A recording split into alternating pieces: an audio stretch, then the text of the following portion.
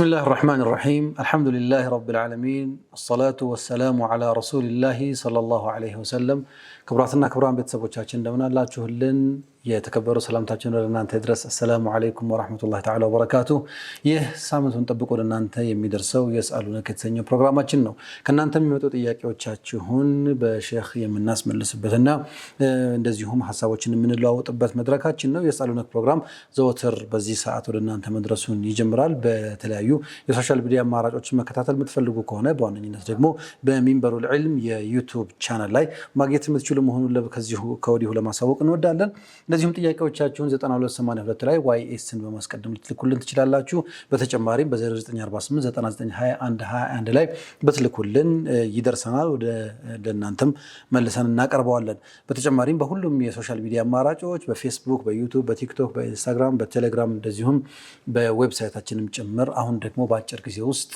በርካቶች እየተቀላቀሉት የሚገኘው የሱፐር አፓችንን ማግኘት ትችላላችሁ በቀጥታ በሞባይላችሁ መከታተል ትችላላችሁ የሚንበር ቲቪን ሱፐር አፕ ከቴሌግራም ቻናል ላይ አፕሊኬሽኑን ዳውንሎድ በማድረግ ለጊዜው መጠቀም ትችላላችሁ ስለምትከታተሉ እጅግ አድርገን እናመሰግናለን ዛሬም እንግዲህ እንደተለመደው እናንተኑ ጥያቄዎች ይዘን መተናል እስከ ፕሮግራማችን ፍጻሜ አብራችሁ ልትቆዩ ጋበዝናችሁ የስአሉነክ ከሚንበር ቲቪ ከናንተ ጋር ይቆያል አብራችሁ ሁኑ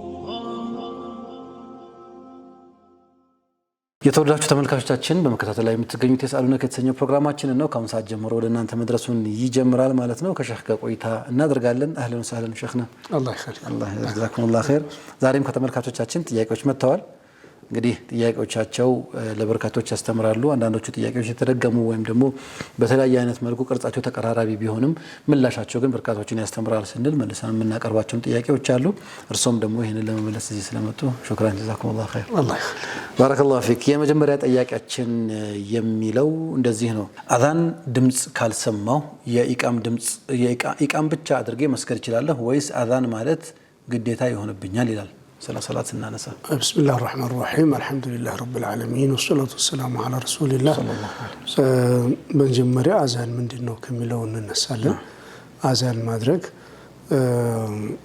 ወሱና ሙአከዳ ወፈርድ الكفاية በዚህ ያለ ጉዳይ ነው على كل حال شعيرة من شعائر الإسلام ግን ነው ደግሞ ምን ማለት ነው የሆነ ሀገር አድሞ ሙሉ በሙሉ ቢተው የሙስሊም መሪ ሙስሊም ሀገር ላይ ቢሆን ጦር ማዝመት የሚጠበቅበት ጉዳይ እንደማለት ነገር ነው በዛ ደረጃ ልናየው እንችላለን መገለጫው ነው በቃ መገለጫ ነው ሰዎች የአላህን ቃል ኢዕላም ያደርጉበት ነው ማለት ነው መልእክት ነውና ስለዚህም የሙስሊም እንትኖች የተለያዩ ገዛዋቶች ዘመቻዎች ላይ የሆነ ሀገር ላይ አዛን ካለ የጥላት ወገን እንደሌለ የሚያውቁበት ምልክትም እንደነበረ ይነገራል አላኩል ሐል ይሄ ካቢ ላይ እንግዲህ አዛን መስጂድ ላይ አዛን ብሎ ይቃም ብሎ መስጊድ የሚፈልግ ነው ብቻውን የሚሰግድ ሰውም አዛንም ይቃም ቢል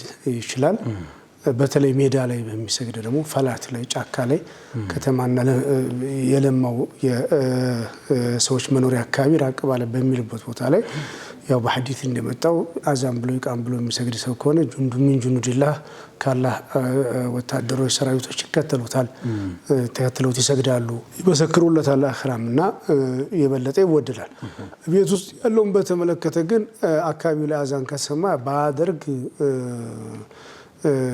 ይችላል አይ ማድረጉ ሱና ነው ይወደዳል ያላሉ ስለዚህ አንድ ግለሰብ ቤት ውስጥ የሚሰግድ ከሆነ طبعا لسبب من الاسباب جماعه مهدي ما يشيل كونه ويمسجد قرب ሳይሆን ቀርቶ ወይ በህመም ምክንያት በተለያዩ ምክንያቶች ወይም በከሰልም በስራ ባህሪም በብዙ ነገራቶች እንትን ይላል ያው ቤትም እዛ የሚሰግድበት ቦታ ላይ አዛን ይቃም ቢል ጥሩ ባይል ደግሞ ይቃም ብቻ ማለት ይችላል ይቃምንም ሳይል ደግሞ ሶላቱን መስገድም ይችላል حرام ሰራ ማለት አይቻልም ነው የሚለው ስለዚህ የተወደደን ነገር ተወ ወይም ዘነጋ ነው ያደርገው ማጁር ነው ምንዳው ከፍ ይልለታል ነው እንጂ ባለማድረጉ ተጠያቂ አይሆንም አንለስ እዛ አካባቢ ምንም አይነት አዛንም ሆነ ኢቃም ማለት ማይደረግበት ሀገር ከተማ አካባቢ ሆኖ ካልሆነ በስተቀር ያንን ማድረግ ለሰዎች ለማስደመጥ እንትን ካልሆነ በስተቀር ማለት ነው مرحبا جزاكم الله خير ሁለተኛው ጥያቄያችን ሰላም አለይኩም ወራህመቱላሂ ወበረካቱ ሼኽና ባለቤቴን በጣም ወደው ነበር ትላለች እቺ ጥያቄያችን ነገር ግን ባልጠበቅኩት ሁኔታ አንድ ቀን ልቤን ሰበረው እና በሱ ላይ ሁለት ዱዓዎችን አደረኩኝ አንደኛው ያደረኩት ይሄን ነገር ያደረገው ልቤን የሰበረበትን ነገር የፈጸመው ለአላህ ብሎ ከሆነ አላህ እንዲያስደስተውና እንዲያጸድቅለት ዱዓ አደረኩኝ ሁለተኛው ግን እኔን ለማናደድና ለማስከፋት ሆን ብሎ ከሆነ ወይም ለስሜቱ ብሎ ከሆነ አላህ እንዲፈትነውና ወደ አላህ እንዲመለስ ዱዓ አደረኩኝ እና በህይወቴ ደስተኛ አይደለሁም አብሬው የሚኖረውም ለልጆቼ ስል ነው እና በሱ ላይ ዱዓ ማድረጌና ሳልወደው አብሬው መኖሬ ወንጀል ይሆንብኛል ወይ የሚል ጥያቄ ነው መጀመሪያ ጥያቄው ላይ እኔ ተረዳሁት ምንድነው ለአላህ ብሎ ነው ያደረገው ማለት ጥሩ ነገር መልካም ነገር እንደሆነ ያመለክታል መጨረሻ ደግሞ እንግዲህ ያው በስተት ከሆነ የሚል ነገር ደግሞ አለ ስለዚህ ሁለቱ የሆነ የተቃረነ ነገር ያለ ይመስለኛል አላኩል ሐል ዙልም ከሆነ ዙልሟት ከሆነ በደል ከሆነ መዝሉም የሆነ ሰው የተበደለ ሰው በበዳይ ላይ ዱዓ ማድረግ ይፈቀዳል ይቻላል ምንም ሸክ የለውም ጥርጥር የለውም لا يحب الله والجهر بالسوء إلا من ظلم يميلون عبد الله بن عباس يفسروا من يلالو أي دعاء ببداية لا دعاء ما أدرك مالتنا الله بزي لا أبقطوال لا بدل يتبدل سبب ببداية لا دعاء ما أدرك فقدوال مالتنا كن بيهونم دمو وأن تعفو وتصفحوا عوف مالته يكر مالته دمو لله يتشال ነው اقرب للتقوى ነው የተሻለ ነገር ነው መዝሉም የሆነ ሰው ግን ላኪን ግን ይቻላል ኢማም አልቀራፊ ረሂመሁላህ የማሊኪያ ዓሊም ናቸው ምን ይላሉ እሳቸው ግን አንድ የተበደለ ሰው በሚበድለው ሰው ላይ ዱዓ በሚያደርግበት ጊዜ በበደሉ ልክ ነው ዱዓ ማድረግ ያለበት ከበደሉ በላይ መሆን የለበትም فمن اعتدى عليكم فاعتدوا عليه بمثل ما اعتدى عليكم በዛው ልክ ነው የሚደረግ ከዛ በላይ ጭማሪው ዱዓው ለምሳሌ የበደለው ያንን ነው በዛው ልክ ነው ዱዓ ማድረግ ያለበት ገንዘሙ ቀምቶታል በዛው ልክ ነው ሙሉ ህይወት ያበላሽበት እንዲያርግ ከዛ በላይ ዚያዳው አሉ ዚያዳ እርግማኑ ማለት ነው ተጨማሪው እርግማኑ በሱ ላይ ይመለስበታል ወይ ደግሞ ዙልም ነው የሚሆነውና አይቻልም የሚል አቋም አላቸው እና እህታችን አንድ ቀን ባስከፋሽ የተዳር አጋርሽ አንድ ቀን አይደለም አንድ ቀን ነው የምትለው አንድ ቀን አስከፋይ ልቤን ሰበሬ ነው የምትለው እንግዲህ የሰበረው በደል ከሆነ በደል ባልሆነ እንግዲህ በሰዎች መካከል የሚፈጠርም ለምሳሌ አግብቶ ከሆነ ሁለተኛ አግብቶ ብሽ ከሆነ እሱ በደል አይባልም ልብሽ ሊሰበር ይችላል ሊያዝን ይችላል ባልሽ እኔ ብቻሽ ማድረግ ፍላጎት ሊኖር ይችላል ግን እሱ ደግሞ ሁለተኛ ገባ በዚህ ቅር ልትሰኝ ትችላለሽ ሰው ነሽና ሴት ነሽና ቅር ለምን ተሰየሽ አይባልም ግን ደግሞ ያላ ሸሪዓ ደግሞ ፈቅዷል ያ ሌላ ጉዳይ ነው በሱ ላይ ዱዓ ማድረግ አይቻልም ይሄ ባንቺ ልብ ቢሰበርም ቅር ቢልሽም ዱዓ ማድረግ አይቻልም ወደሱ የሚመጣም የርግማን አይነትም ነገር ሊኖር አይችልም ላኪን ግን በድሎች ከሆነ በአንድ ቀን በደል የተዛራጋርሽን ልጆችሽን አባት ዱዓ የምታደርግበት የምትረጊው ከሆነ በጣም አደጋ ነው ትዳር መሆን ያለበት መወዳና ረህማን መሰረት ያደረገ ነው መተዛዘንና መዋደድን በዚህ ሂደት ውስጥ በህይወት ውጣ ውረድ ውስጥ ደግሞ ብዙ አለመግባባቶች ይፈጠራሉ አንዴ ሳይሆን ሁለቴ ሶስቴ ቀልብን የሚሰብር የሚያስከፋ ነገር ከሁለቱም ወገን ሊከሰት ይችላልና ተሐሙል አድርጎ አውፍ ተባብሎ በዛ መሰረት መጓዝ ነው የሚገባው ነው የምንለው አንዳንድ ጊዜ እንዲህ አይነት ስራዎች ወደ ልጅም ሊሸጋገር የሚችልበት አጋጣሚ ይኖራልና የወላጆች እንግዲህ ወላጅን ሷሊህ ያው ምን ዙሪየትን ሷሊሃ መኖሩ ራሱ አንድ እንትን ማለት ስለዚህ ربنا هب لنا من ازواجنا وذرياتنا قرة اعين واجعلنا للمتقين اماما ብሎ ዱዓ ሲያደርግ ነው አባትኮ ልጅም የሚያወጣለት። ስለዚህ በአባትየውም ላይ ዱዓ ባታደርግበት ጥሩ ነገር ነው። እያልወደድ ሳልወደው አብሬው ነው የምኖረው በዚህ ወንጀለኛ ሆናለሁ ወይ? ወንጀለኛ አትሆኝም። ተሐሙል በማድረግ አጅር ታገኛለሽ። እየበደለሽም ከሆነ ወይ ደግሞ ማትፈልጊውን የህይወት አጋርሽን ይዘሽ ለልጆችሽ ብለሽ የምትኖሪው ህይወት ካለ አጅር ታገኝበታለሽ፣ ከአላህ ምንዳ ታገኝበታለሽ እንጂ ወንጀለኛ ልትሆኝ ግን አትችይም። ይሄም ሲባል የሱን ሐቅ ግን እንዳታጓድይበት የሱን ሐቅ እየሞላሽ ያንቺን ሐቅ ባያሟላም ያንቺን መብትሽን ባያሟላልሽም አላህ ዘንድ እሱ ተጠያቂ ይሆን። አንቺ ግን የምትጠየቂው ያለብሽን የሱን ሐቅ ነው። ተማም። ስለዚህ የመጀመሪያ ነገር እንደው ተበድያለሁ ይሄ ነገር የደረሰው ነገር ዙልም ነው ግልጽ የሆነ በደል ነው ቢባል ያ የበደለው ሰው በዛ በበደሉ መጠን አላህ ዘንድ ጌታዬ ስማኝ ብሎ ዱዓ ማድረጉ የተፈቀደ ነገር ነው። ይቅር ቢል ደግሞ የበለጠ ነው ለሱ ከሚያገኘው ተመልሶለት ከሚያገኘው በላይ ይቅር በማለቱ የሚያገኘው ነገር ሊበልጥለት ይችላል። አላ ተሕቡና يغفر الله لكم ስለተባለ ማለት ነው فليعفوا وليصفحوا ብሎ ስላስቀመጠ ስለዚህ ዱዓውን በተመለከተ በዚህ መልኩ ብትረዱት በጣም መልካም ነው። ከዛ ውጭ ደግሞ ሐቅ እስካላጓደላችሁ ድረስ ደግሞ ውዴታና ፍቅር ስለሌለ ብቻ ተብሎ አብሮ መኖር እንደ ወንጀል ላይታሰብ ይችላል ነው በዋነኝነት።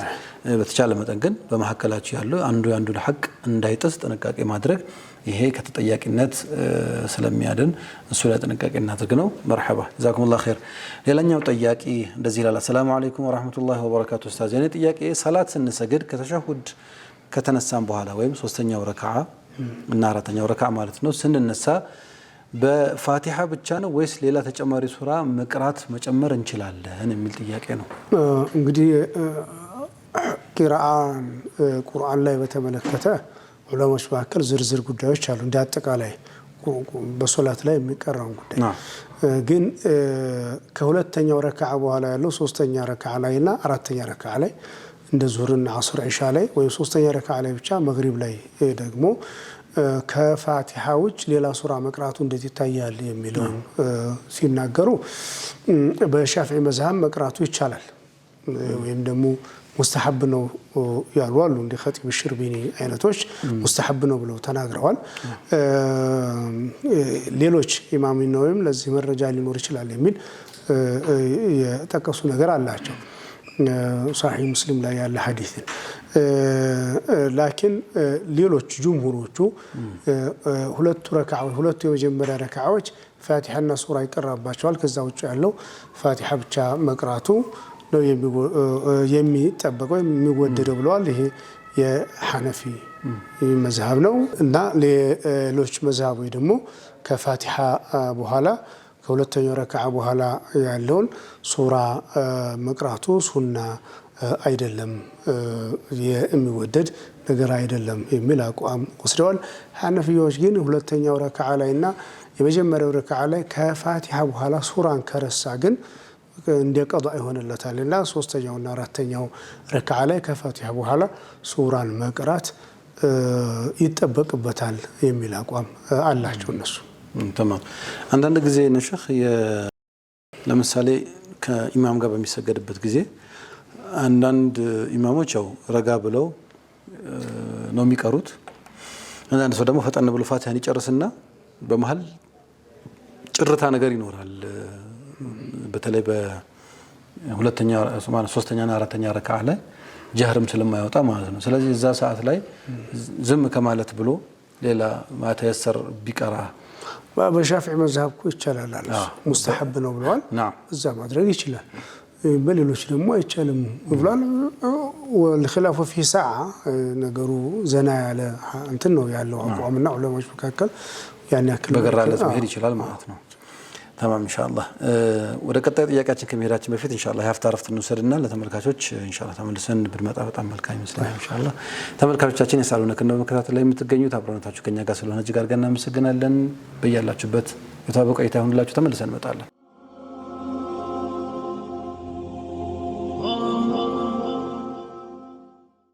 ተመልሰናል። የተወዳችሁ ተመልካቾቻችን የሳሉን ከነው በመከታተል ላይ የምትገኙት ከኛ ጋር ስለሆናችሁ እጅግ አድርገን እናመሰግናለን። ከናንተ የደረሱን ጥያቄዎች እዚሁ ምላሽ እያሰጠን ነው የምንገኘው።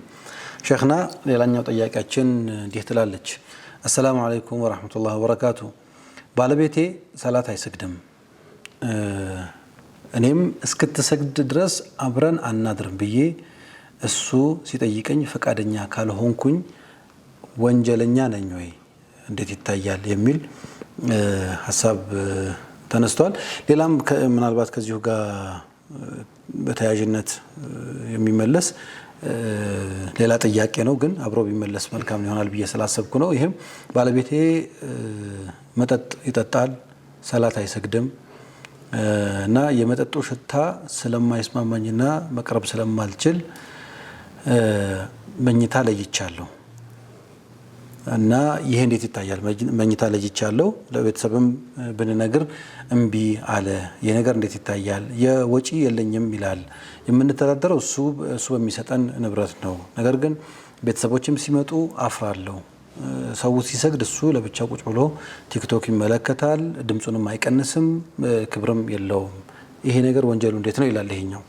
ያኛው ደግሞ ሰላት ስለማይሰግድ መኝታ አልቀርብህም ብየዋለሁ ወንጀለኛ ነኝ ወይ ነው የሚለው። እንግዲህ ሁለቶችን ለያይተን እናያቸዋለን። አንድ ሰው ሶላትን የማይሰግድ ከሆነ የትዳር አጋሩ ሚስትም ባልም ልትሆን ትችላለች። እንግዲህ አሁን በዚህ በጥያቄ መሰረት ባልየው ነው የማይሰግደውና ያው ፍቺ ባለመስገድ ብቻ ፍቺ አይወርቅም። ለምን رأي الجمهور والراجح ሶላትን የተወሰው ከእስልምና ይወጣም የሚለው የመዝሃቦች አቋም ነው። ኢላ ሪዋያ ፊል መዝሀብ الحنبلي ያለ ሪዋያ አለ ማለት ነው። እና ስለዚህ ሶላት አልሰገድም ባለመስገዱ ብቻ ፍቺም የመጠየቅ መብት ሊኖራት የሚችልበት አጋጣሚ ይኖራል፣ መብት ይኖራታል ነው የምንለው። ግን ደግሞ ትዳሩ ስር የሆነችበት የትዳር አጋሩ ሆና ደግሞ እሱን ከግንኙነት የመከልከል መብት የላትም። እሱ ሌላ ጉዳይ ነው። ያ የእሱ ሐቅ ነው። እሱ ባለመስገዱ አላህ ዘንድ ይጠየቃል። እሷ ደግሞ የእሱን ሐቅ የመከልከል መብት የላትም። አሁን ሶላቱን አብሮ መተኛት ብቻ ሳይሆን ሌሎችም ተከትለው የሚመጡ የእሱ ሐቆች ሊኖሩ ይችላሉ ማለት ነው። ስለዚህ ሶላት ባለመስገዱ አብሬህ አልተኛም ብላ ልትከለክለው አትችልም። በዛ ባለመስገዱ እሱ ይጠየቅበት ነው።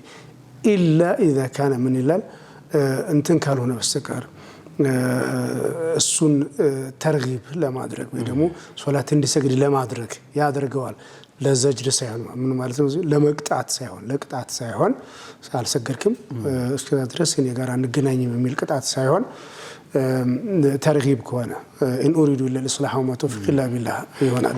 ሰውየውን ለማነሳሳት ተሽጂዕ ለማድረግና አላህ ቅሬታን ለመግለጫነት ተብሎ የሚደረግ ማለት ነው። እንደዛ ይሆናል። ሁለተኛውም ላይ እንደዛ ነው የምንለው። ኸምር ላይ በተመለከተ ግን አዛ ካደረጋት እምቢ ልትል ትችላለች። ኢማም ኢብኑ ሐጀር አል-hayተሚ ፈተዋ አል-ሐዲትያ ላይ ይህንን መስአላ ተጠይቀው ወይም ደግሞ ጥያቄውን አንስተውት አስቀምጠውታል። አንድ ሴት ባሏ ኸምር በመጠጣቱ ምክንያት አብሬ አልተኛም በማለቷ ጦብዓን ጠጥቶ ሽታው ባለበት ሰዓት ላይ ሽታው ይረብሽኛል፣ መብቷ ነው እሱ፣ ይሄ ሐቋ ነው እሱ። ግን በመጠጣቱ ምክንያት ከአንተ ጋር አብሬ አልተኛም በማለቷ ናሺዝ ትሆናለች ወይ ደግሞ አመፀኛ ሴት ትባላለች? አትባልም አሉ። አትባሉም። ናሺዝ ትባል ወይ አመፀኛ ሴት ልትባል አትችልም። ትችላለች። ግን አብዛኛው ዑለማዎች ለዘጅር ከሆነ ለመቅጣት ከሆነ አሁንም አይቻልም ነው የምንለው። ግን ለማስተማር ማተውፊቅ ኢላ ቢላህ ኢን ኡሪዱ ለስላህ ማተውፊቅ ኢላ ቢላህ በዛ ከሆነ ግን እንዲማርበት ከሆነ ደግሞ ራሷን የመከልከል ሁኔታ ልታደርግ ትችላለች፣ ማስተማሪያ ከሆነ ማለት ነው። ይሄን ሁሉ ስናወራ ግን ወንጀሎች ቀላል ናቸው ማለት አይደለም። ሶላት ማለት አሙዱል ኢስላም ነው። እንደው ያከፍራል አያከፍርም የሚል ጠብ ያለበት ትልቁ መስአላ ካርካነል ኢስላም ከሻሃደቴን ቀጥሎ እሱ ነው። ኸምርን ብናይ ኡሙል ኸባኢት ነው፣ የመጥፎ ነገራቶች ሁሉ እናት ነው። እሱን የጠጣ ሰው ኸምርን የጠጣ ሰው በጣም ብዙ ነገራቶችን ለመስራት የተጋለጠ ነውና ሁሉ ነገር ሊተው ሁሉን ነገር حرام ነገር ሊሰራም የበሩ ተከፍቶበታልና ቀላል ነው ማለት አይደለም ወንጀሉ ግን ጉዳዩ ደግሞ የሚታየው ሁሉንም በሚገባው ቦታ ነው የሱ ሐቅ ለብቻ ነው የሱ ሐቅ ለብቻ ነውና ከዛ አንፃር ነው ለናየው የምንችለው خمر በመጠጣቱ አሁን ፍች መጠየቅ ትችላለች እንዴ ሲሉ አብዛኛው ዑለማዎች ለሃል ሐቅ في طلب الطلاق በዚህ ሁኔታ ላይ ያለ ፍች መጠየቅ ትችላለች ከባኢር ለሚሰራ ባሏል ጂና የሚሰራ خمر የሚጠጣ ሶላትን የማይሰግድ ባሏል አንኖርም ብላ ፍች መጠየቅ መብታላት የሚል አብዛኛው ዑለማዎች አቋም አለ ስለዚህ አንዳንድ ጊዜ ባሎች ብዙ ተመክረው ብዙ ተገስጸው ለውጥ ማያመጡ ከሆነ ሚስቶች ቀደም እንዳሉት ለተርጊብም ሊሆን ይችላል ለተለያየ ገረድ ብቻ ባሎቻቸው ጋር ሐቆቻቸውን በዛም አይተና ያደርጉም ይሄ ሁሉ ሐቅን በማስተውስት እድል አይኖርም ማለት ነው እሱም ሐቋን መስጠት ግዴታ አለበት ለምሳሌ አገልባጩ ቢሆን ኡስታዝ እንዴት ነው የሚሆነው አሁን ይሄ ለምሳሌ አስቸጋሪቱ እሷ ብትሆን አልሰግድም ብትል እና መኝታ ከዚህ በኋላ ድርሽ እንዳት የማለት ነገር ቢከሰት አሁን እሱ በተቃራኒ ሲሆን ሌላ ጉዳይ ነው አሁን አንዲ ባል ሚስቱን ተህሲን ማድረግ መቆጠብና حرام ላይ እንዳደርስ ወደ حرام ወንድ ላይ እንዳትጋለጥ የማድረግ ግዴታ ይኖርበታል ተህሲን ማድረግ ግዴታ ይኖርበታል ግን ደግሞ ዙሮ ፍላጎት ከሌለው ወንድ ልጅ ምንም ማድረግ የሚቻል ነገር አይደለም በፍላጎቱ ወይ ደግሞ ፍላጎት ባይኖርም ከሷ ጋር ተኛ ተብሎ ሊገደድ የሚችልበት ተፈጥሯዊ ተጨባጭ የለውም ሴት ልጅ የሆነ እንደሆነ ፍላጎት ባይኖራትም ከባሏ ጋር የመተኛት እንትን የሚከለክላት ተፈጥሯዊ ችግር የለም ስለዚህ ከዚህ አንፃር የሁለታቸው የተለያዩ ሆኖ ነው የምናገኘው ተማም ስለዚህ ኢንሻአላህ ተመልካቾችን ምላሹን እንዳገኘሽ ተስፋ እናደርጋለን ሁለቱም ያው ምላሾቻቸው ማለት ነው ባሎቻችንን በተቻለ መጠን ያው አላህ ሂዳያ እንዲሰጥልን ባሎቻችሁን እንደዛ ማድረጋችሁ ተገቢን ሆኖ ሳለ በሐቅ ጉዳይ ላይ ግን አላህ ያስቀመጠውን ነገር ባለመደራደር ጥንቃቄ እንድታደርጉ ኢንሻአላህ ሐሳብ ለመስጠት ነው መርሐባ ወደ ቀጣዩ ጥያቄ ስንሄድ ሼኽና አሰላሙ አለይኩም ወራህመቱላሂ ወበረካቱ ጥያቄ አለኝ ገበሬዎችኛ አካባቢ ይላል የሰበሰብነውን እህል የምንወቀው በጋማ ከብት ነው ማለትም በፈረስ በቅሎ ወይም በአህያ በበሬ በሌሎችም ሊሆን ይችላል እያሽከረከርን እናዞራቸዋለን ስንወቃ እህሉ ላይ ሽንታቸውን ይሸኑበታል እና የሸኑበት እህል ተነጀሰ ማለት እንችላለን ይሄንንስ ምግብ እንዴት ነው በጥሬው መመገብ እንችላለን ወይ ይላል እንግዲህ አውድማ ላይ እህል በራ ይባላል ወይም እህል ሲወቃ ከብቶች በሬዎች ያንን አዝመራውን እየረገጡ አውድማ ውስጥ ከፍሬውንና ገለባውን ይለዩታል ምርት በዛ መንገድ ይሰበሰባል ያገራችን የባህላዊ የግብርና ስርዓቱ እንደዚህ ነው ያለው ስለዚህ በዛ ላይ ከብቶቹ ወሬዎቹ ሽንታቸውን ይሸናሉ እንዱ ደግሞ በታቸውን እንትን ይላሉ ስለዚህ ይሄ ጉዳይ ስጋቸው የሚበላ ጧሃራ ነው በሚሉ ሰዎች ነገሩ ቀለል ሊል ይችላል በዚህኛው ብዙ የሚከብድ አይደለም ነጃሳ አብዛኛው ዑለማዎች ነጃሳ ነው በሚሉት ለምንድን ነው አንደኛ ተጅፊፍም ይደረጋል የሐነፊ መዝሐብ ነጃሳ ጨርቅና ነጃሳ እቃ የተሰጣበት ገመድ ንፋስ ከመታውና በንፋስና አየር ከተፈራረቀበት ጧሃራ ይሆናል የሚል አቋም አላቸው እሱም የዛ አካል ምን እናድርገው ይችላል ሁለተኛ ደግሞ እነዚህ ነገራቶች አብዛኛው ጊዜ ተበስለው በመብሰል ሂደት ውስጥ በሚያልፉበት ጊዜ ያው ውሃም ያገኛቸዋል እንደገና ደግሞ የሳት እንትኑም ራሱ ባንዲ እንትን ተጥሂር የሚያደርግበት ሁኔታም ይኖራል ስለዚህ በዚህ አይነት መንገድ ነው ሁለተኛ ደግሞ በጣም ውስንና ትንሽ ነው ብዙም አብዛኛው ውስጥ በሚገባበት ጊዜ እንደንተንም ላይ ቆጠርም ይችላል ቀሊል ነጃሳ ደግሞ ማዕፉ ይደረጋል ለምሳሌ አንድ ሰው ሽንት ሲሸና የመርፌ ቀዳዳ ያክል በሱሩ ላይ ቢረጭበት የተወሰኑ ቦታ ቢያርፉ ማዕፉ እንደሚደረጉት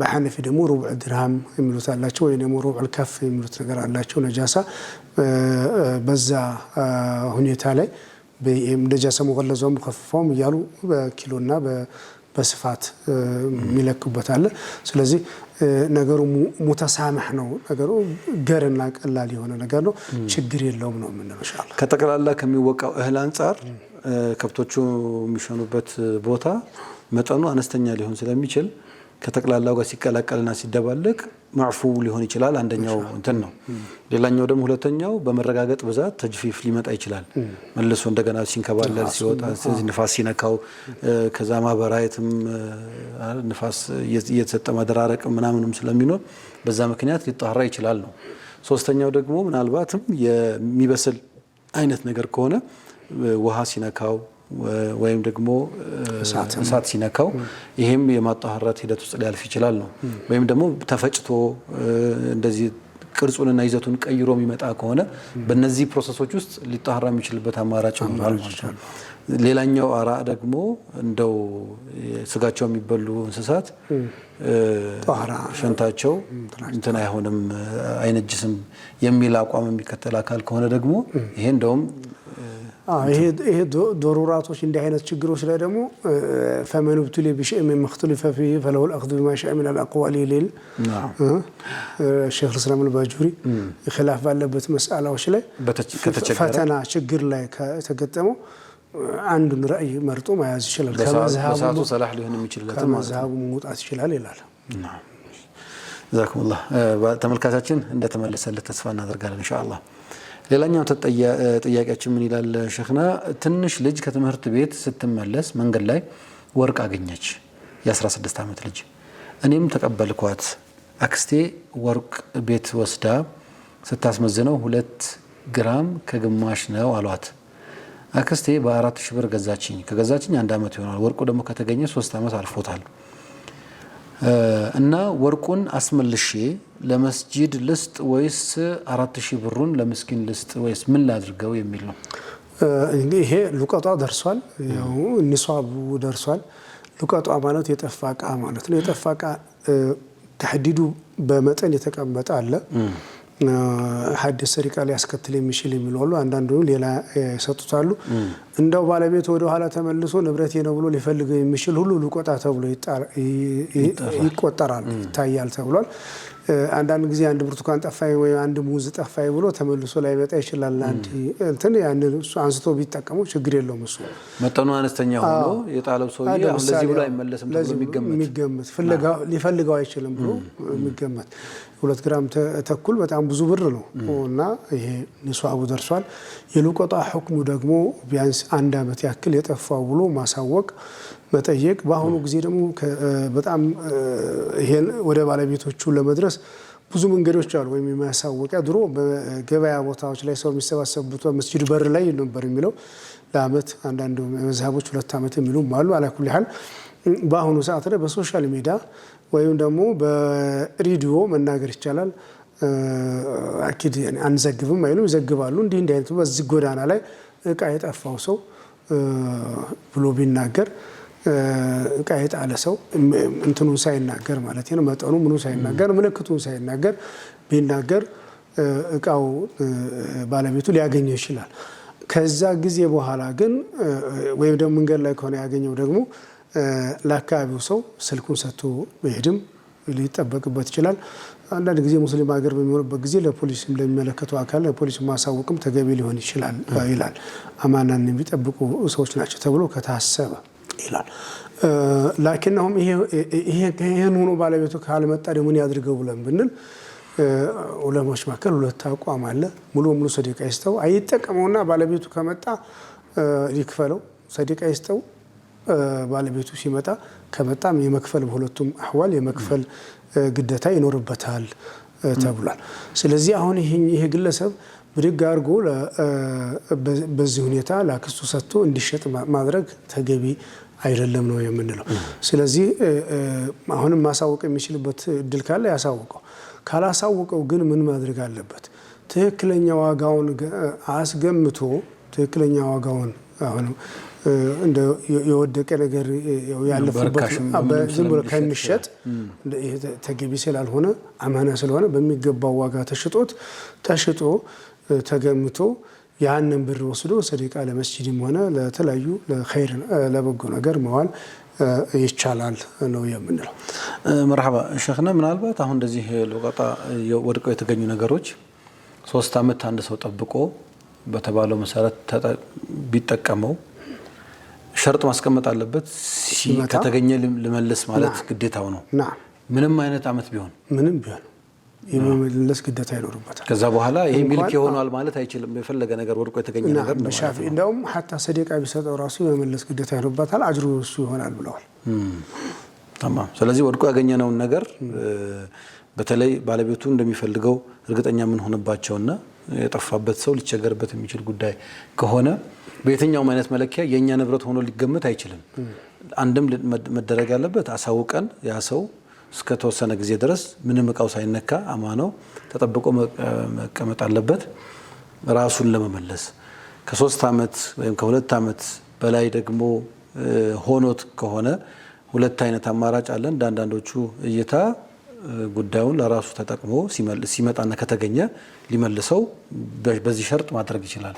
ካልሆነ ግን ወደ መስጂድ ወይም ወደ ለሰደቃ አውሎት በዛ መልኩ መጠቀም ይችላል ነው። ይሄንን ነው መወሰድ የምንችለው ኢንሻአላህ። ጀዛኩሙላህ ኸይር። ያፍታረፍት እንውሰድና ኢንሻአላህ ተመልሰን ስንመለስ ደግሞ ቀሪ ጥያቄዎችን እንጠይቃለን። ተመልካቾቻችን በያላችሁበት የተዋበቀ ቆይታ ይሁንላችሁ።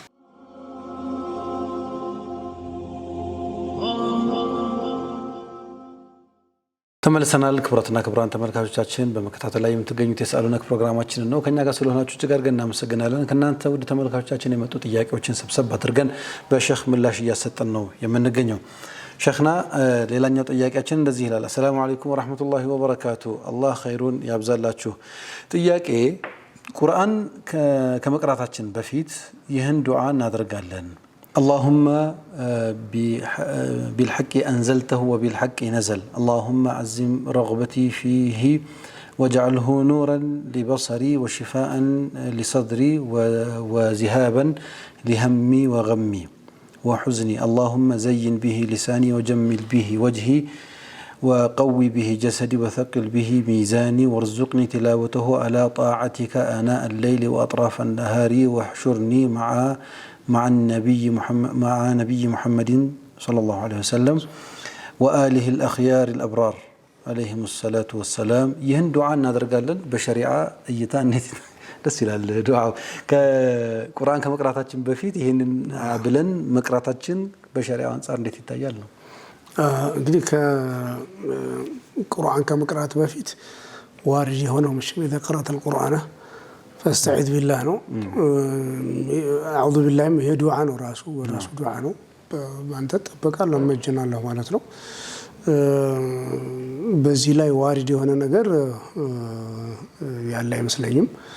በዚህ ላይ ዋሪድ እንደየነው ከቁርአን መቅራት በፊት ይሄን ይቀራ የሚል ላኪን عموما ማንኛውም ኸይር ስራ ውስጥ የሚገባ ሰው አግራለኝ ተቀበለኝ ብሎ ዱዓ አድርጎ ስራ ውስጥ ኸይር ነገር ውስጥ ቢገባ ችግር የለም። اللهم يسر لي አግራለኝ ለመቅራቱ ተቀበለኝ ጌታዬ ወይ ብሎ ዱዓ አድርጎ ቢገባ እንደው بشرط الا يعده من እንደው ከሚወደድ ወይም ደግሞ ሱና ነው ብሎ እንደሳያስበው ዱዓ አድርጎ ተቀበለኝ ብሎ ኸይር ነገር በሚሰራ ጊዜ ማንኛውም ጊዜ ዱዓ ቢያደርግ ምን የሚከለክለው ነገር የለም። ጥሩ ነገር ነው። ይሄም የዛው አካል ነው የሚሆነው። ግን ከቁርአን ከቀራ በኋላ ግን ዱዓ ማድረጉ استجابه ከሚሆኑባቸው ቦታዎች ነው የሚሉ ዑለማዎች አሉ። እዚህ ላይ መጣም ሐዲስ አለ። ያው የصحና የضعف ጉዳይ ነው እንጂ على كل حال ግን بعد السم ላይ بعد العمل الصالح كعمل صالح ከሰራ በኋላ ያው የነቢ ኢብራሂምና የእስማኤል ቀሷስን ربنا تقبل منا انك انت السميع العليم ብለው ዱዓ አድርገዋልና ያ ይሄንን ያመለክታል ብለዋል። ከቅርአቱ በኋላ ከቅርአት በፊትም አግራልን እንዲሁ ደግሞ ተቀበለን ብሎ አስቀድሞ ዱዓ ማድረጉ የሚከለክለው ነገር የለም። ተማም እነዚህ ነገሮች ግን ውርድ አድርጎ መያዝ ቢፈልግ አንድ ሰው ማንኛውም የትኛውም ሰዓት ላይ ቀደም እንዳነሳ ነው ማንኛውም መልካም ስራ የሚሰራ እንደው በመልካም ስራ ሰደቃ ይሰጥ በሰጠ ቁጥር ሁሉ ያ ረቢ የነጌታ ባክህ የምሰጠው ሰደቃ ይሄን ማበላው እንደው ተቀበለኝ እያለ እየለመነ ዱዓ ቢያደርግ ሲጋውና እንትኖቹ ቃሉ ለውጥ የለው በህን ቀደም እንዳልነው እነዚህን ለፍዞች መቅራት የዒባዳ አካል ነው ወይም ደግሞ ሱና ናቸው ብሎ ሳያስብ ማለት ነው። ተማም ስለዚህ ግን ደስ ይላል እንደዚህ አድርጎ ዱዓ አድርጎ ቁርአን መቅራት መቻል አላህ ይወፍቀን። ዱዓ በጣም ደስ ቢል ነው። ጀዛከላሁ ኸይር። ጥያቄያችን እናመሰግናለን። ሌላኛው ጥያቄ ሰላም አለይኩም ወራህመቱላሂ ወበረካቱ። ጥያቄ ነበረኝ። እኔ የመንግስት ሰራተኛ ነኝ። መንግስት መስሪያ ቤት ውስጥ ነው የምሰራው። መስሪያ ቤቱ በዓል ሲደርስ አካባቢ እና አንዳንድ ኢቨንቶች በሚኖሩበት ጊዜ ስብሰባዎች መሰል ሲኖር የውሎ አበል ይሰጠናል ይላል። ይሁን እንጂ ይህ ክፍያ ሰራተኛውን ለማገዝ ተብሎ አንድ ቀን ብንሰበሰብ የሚሰጠን የ10 ቀን ወይም ከዚያ በላይ ነው። በተጨማሪም ላይ መስሪያ ቤቱ ከሚገኝበት ከተማ ላይ ስብሰባ ቢካሄድም የውሎ አበሉ ሲሰራ ግን ሌላ ከተማ ላይ እንደተሰበሰብን ተደርጎ ነው። ይህንን ገንዘብ መቀበሉ እንዴት ይታያል? ሐራም ነውን? ይላል። የተሰበሰቡት 2 ቀን 3 ቀን 10 ቀን ተብሎ ይሄ መዋሸት ነው። አክል አምዋል الناس بالباطل ነው። የህዝብን የአምዋል العامة ብለን የምንጠራውን የማህበረሰብን ገንዘብ ያላግባብ መብላት ነው። አይፈቀድም በዚህ ሁኔታ። እንደው ደግሞ የሆነ ክፍለ ሀገር እንትን ተደርጓል ተብሎ ከተማ ውስጥ የተከናወነ ኢቨንት ክፍለ ሀገር እንደተከናወነ አድርጎ መግለጽ። አንድ ከሳል ነገር ዘንድሮ የሰማሁት ምንድነው አንድ ተቋም ላይ ያሉ ሰራተኞች የሆነ ክፍለ ሀገር ላይ ወደ ሆነ ክፍለ ሀገር ያየር በረራ ነበራቸውና በረራው በሆነ ምክንያት ተሰረዘ። ለተወሰነ ቀን ወይም ለሳምንት ያክል ተሰረዘ። ያ የተሰረዘ በረራ እንደተበረረበት ትኬቱ እንደተበረረበት ተደርጎ ሌላ ደግሞ አዲስ የትኬት አስቆርጠው እንደዛ የሚል ወሬ ሰማሁኝ። ሌላ ትኬት ነው ማለት ነው። ሌላ ትኬት ደርሶ ይሄ በጣም ትልቅ እንትን ነው፣ አደጋ ነው። የማህበረሰብን ገንዘብ የህዝብን ገንዘብ ያላግባብ መመዝበር ነው። መዋሸት አለበት። ብዙ ሐራሞች ውስጡ የተደራረቡበት ጉዳይ ነውና ስለዚህ እሱ አይገባም። እንደው በዚህ ሂደት ውስጥ በስርዓት ውስጥ ወይም ደግሞ በዚህ ሲስተም ውስጥ ያለ ሰራተኛ ከሆነ ያው መጥቷል እሱ ቢተውም ያው ሂሳቡ ተሰርቶ መጥቷል ይፈርማል አይደለ? ያችን ሀቅ ብቻ ወስዳለሁ። ከዛ የቀረውን ለሰደቃ ይስተው፣ ለኸይር ነገር ለሆነ ነገር ለምስኪን አውጥቶ ይስተው ይጋለው። ምክንያቱም እዛ ቢተውላቸውም እነዛ ሰዎች ይሄንን የብልሹ መስመር የዘረጉት አካሎች መጠቀሚያ ነው የሚያደርጉት፣ ወደ ኪሳቸው ነው የሚያስገቡት። ሼኽና እንደዚህ አይነት ነገሮች በሚገጥሙ ጊዜ ጥቆማ ማድረግ እና ለበላይ አካል ማሳወቅ እንዴት ይታያል? ግዴታ ነው። ግን ምን አለ መሰለህ አንዳንድ ጊዜ እኔ ይመስለኛል ልጁ ቀማኛ አባቱ ዳኛ የሚሆንበት ሲልሲላው ያሳ አንተ ማትፈልግ ከሆነ የሌላውን ሪዝቅ አትዝጋ ምን አገባህ ይባልበት አገ ሌላ ጊዜ አድብተው ይሄንን ግለሰብ የማጥቃት እንትን ይሄኮ ዓለምም እኮ ነው። ዓለም በብልሹ እንትን ላይ ስርዓት ላይ አይደል የተገነባቸው ራሱ ዓለም ላይ ቢሆኑ እኮ ይሄው ነው እኮ። ስለዚህ ያሳ ግማቱ ካናቱ እንደሚባለው ልክ ነው። አንዳንድ ቦታዎች ላይ እንትን ያደርጋል። አረ ይሄ ነገር ልክ አይደለም ሲል አንተ ማትፈልገው ከሆነ በቃ ይቅርብህ ለሌላው በር አትዝጋ ይላል። እኛ እኮ ደሞዛችን በቅቶና አይደለም የምንሰራው እንትን ስለሆነን እኮ ነው። አንተ ፈርምልን ካልፈለከው አሉኝ አለ አንዱ እኮ የሆነ ተቋም ላይ ቦርድ ሆኖ ማትፈልገው ከሆነ ለኛ ፈርምልን 40 ኪሎ ሜትር ሄዶ መጥቶ መንድ ለ20 ሺህ ብር የነዳጅ ነው ምናምን ብሎ ጠየቀ አሉ። ክፍለ ሀገር ወጥቻለሁ ብሎ እኔ ግን አልወሰድኩም። አንተ ማትፈልገው ከሆነ ፈርምልን አሉኛል። እንዲህ አይነት በጣም ትልቅ አደጋ እኮ ነው። አሁን ሰዎች ይሄው እየተለማመድ ነው እኮ ነው የመጣ ነው። ይሄ አብዛኛው ጉዳይ አስፈጻሚ የምትለው ምን የምትለው እና የምትለው ያው እኮ ይሄን ሙስናው ማቀባበል አይደለ? የዛ ስራ ነው እኮ ስራው ጉዳዩ። አላህ ሙስተዓን። ጀዛከላህ። ጥያቄያችን እንግዲህ እንደሰማኸው እንደዚህ አይነት ነገሮች ሲኖሩ ግልጽነታችሁ ግልጽ ነው። አንደኛ ስልጠና ያልወሰዳችሁበትን ወይም አበል ያልተጠቀማችሁበትን ቀን እየወሰድክ እንደሆነ እርግጥ ነው ወይም ታውቀዋል። ሁለተኛ ያልወጣችሁበትን ክፍለ ሀገር ወጥተናል ብሎ መፈረም ነው። ስለዚህ ይሄ ሸሃደቱ ዙር ወይም በሐሰት መመስከር ነው። ወጥተናል፣ ይሄው ለነዚህ ያክል ቀን ተሳትፌያለሁ ወስጃለሁ የሚል ስለሆነ ከዚህ ራስን ማራቅና መጠንቀቅ ያስፈልጋል የሚል ነው። ኢንሻአላህ ይሄን ጥያቄ በዚህ ተረዳው። ይሄ ጥያቄያችን እንደዚህ ይላል። የኔ ጥያቄ አንድ ሙስሊም ሰው በአሉባልታ ወሬ ሰምቶ ይህ ሰው ሸይጣን አምላኪ፣ ጠንቋይ፣ ቀላቢ እያለ ማስወራት ቢያስወራ ይሄ ነገር ተገቢ ነውን? ያስወራው ደግሞ በጣም የቅርብ ቤተሰብ ስለሆነ ብዙ ሰው ያምነዋል። የተወራበት ሰው ደግሞ ቀልቡ ተሰብሯል።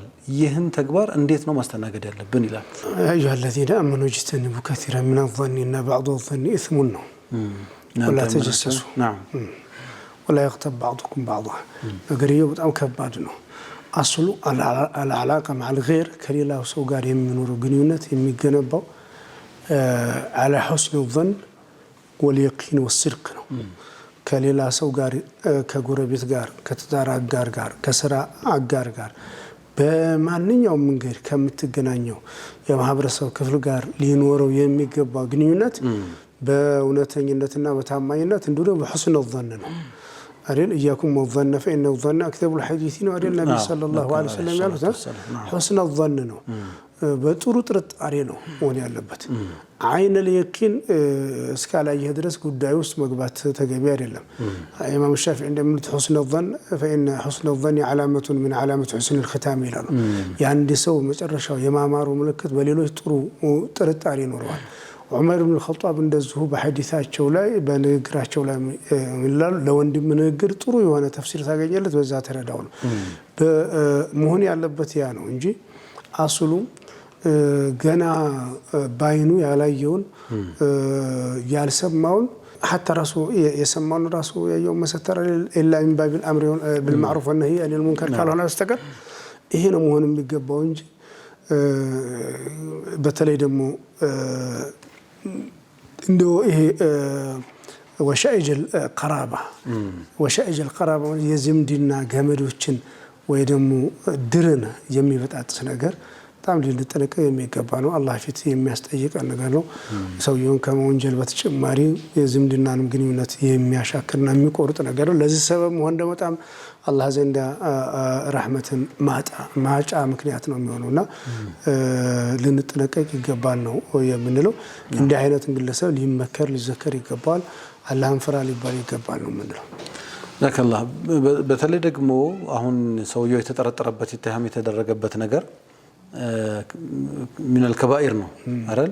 ጠንቋይ ቤት መሄድ ከጅን ጋርና ከሸይጣን ጋር እንትን አድርጋል ብሎ ማለት ያኒ በሽርክ ነው ሰውየውን ይተሃም እያደረገ ያለው። እነዚህ ደግሞ ከባኢሮች ናቸውና እንኳንስ በጥርጣሬ በእርግጠኝነት እንኳን መሰተር ያለባቸውን ጉዳይና ሰውየው ጋር ተቀራርቦ ጉዳዩን በቅርበት ማውራት ሲገባው ስም ማጥፋትና ሻዓ ማድረግ ተገቢ አይደለም። በትንሽ ነገር የተለመደ ነገር ነው እንደዚህ ትልልቆቹ ላይ የሚመጣው። ስለንትን እንትና እንደዚህ ሆነ ሰማህልኝ፣ እንትና እንደዚህ ሆነ አየህልኝ እየተባለ በሚደረጉ ወሬዎች ነው ሐሳቡን እንትን የሚደረገው። ሸኽና እንግዲህ ለዛሬ ያዝናቸው ጥያቄዎች እነዚህ ናቸው። ከዚህም በላይ ብዙ ጥያቄዎች አሉ። በርግጥ የሚቀጥለው ሳምንት ኢንሻአላህ ዛሬ ሰዓት ስለሌለን አረፍን በለና በቀጣይ የምናያቸው ይሆናል። ለስካሁን ግን ጀዛኩሙላሁ ኸይር። አላህ ይባርክ። ተመልካቾቻችን ከናንተ የደረሱንን ጥያቄዎች ሰብሰብ አድርገን በሼኽ ምላሽ እየሰጠን ነው የምንገኘው። አሁንም ጥያቄዎቻችሁ ማድረስ የምትፈልጉ ከሆነ በ0948 992121 ላይ ቴክስት አድርጋችሁ ወይም በኦዲዮ ወይም ደግሞ በዋትስአፕ አማራጭ ልትጠቀሙ ትችላላችሁ። በሌሎች የሶሻል ሚዲያ አማራጮችም ታገኙናላችሁ። በዚህ አጋጣሚ የስአሉነክ ፕሮግራማችን ከዚህ በኋላ የምታገኙት የሚንበር ቲቪ የሚንበሩል ዒልም የተሰኘ የዩቲዩብ ቻናል ራሱን የቻለ አለው። ምክንያቱም በጣም ብዙ ፕሮግራሞች ስለሆነ ዋናው የዩቲዩብ ቻናል ላይ የሚጫነው በርካታ ቤተሰቦች ቀጥታ ቪዲዮውን ማግኘት አልቻልንም፣ እየተደራረበብን ተቸግረናል የሚል ቅሬታም ስላለ በልዩነት ሚንበሩል ዒልም የሚል የዩቲዩብ ቻናል አለ። እዛ ላይ ገብታችሁ እነዚህን ጥያቄዎች ማግኘት ትችላላችሁ። ያለፏችሁንም ከዛ ማግኘት የምትችሉ ነው የሚሆነው። ይህንን ለማስታወስ እንወዳለን። በተጨማሪ የሚንበር ቲቪ የሱፐር አፕ በአላህ ፈቃድ ለናንተ ቀርቧል። ስለዚህ ከዛሬ በኋላ ሚንበር ቲቪን መከታተል የምትፈልጉ ከሆነ የግድ ቤታችሁ ውስጥ ገብታችሁ ቴሌቪዥን ከፍታችሁ ብቻ መከታተል አይጠበቅባችሁም። በሞባይላችሁ ቤታችሁ ድረስ እጃችሁ ላይ በስራ ቦታዎቻችሁም ሆነ በፈለጋችሁበት አጋጣሚ በሚንበር ቲቪን መከታተል ትችላላችሁ፣ የቀጥታ ስርጭቱን ማለት ነው። ስለዚህ ይሄ እንዳያመልጣችሁ የሚንበር ቲቪ ሱፐር አፕን ከቴሌግራም ቻናል ላይ ዳውንሎድ በማድረግ ኢንስቶል ልታደርጉ ትችላላችሁ። በጊዜያዊነት እያገለገለ የሚገኘው ለአንድሮይድ ኦፕሬቲንግ ሲስተም ለሚያገለግሉ ስልኮች ነው። በቀጣይ ግን ኢንሻአላህ ለአይፎን እና ለሌሎች አማራጮችም እንደዚሁ አቫይለብል እንደምናደርገው በዚህ አጋጣሚ ቃል ለመግባት እንወዳለን። አላህ ሱብሓነሁ ወተዓላ በሰማነው የምንጠቀም ያደርገን። የዛሬው ፕሮግራማችን ይሄን ነበር ይመስለው። ወጀዛኩሙላሁ ኸይረን ቢላሂ ተውፊቅ። ወሰላሙ አለይኩም ወራህመቱላሂ ተዓላ ወበረካቱ።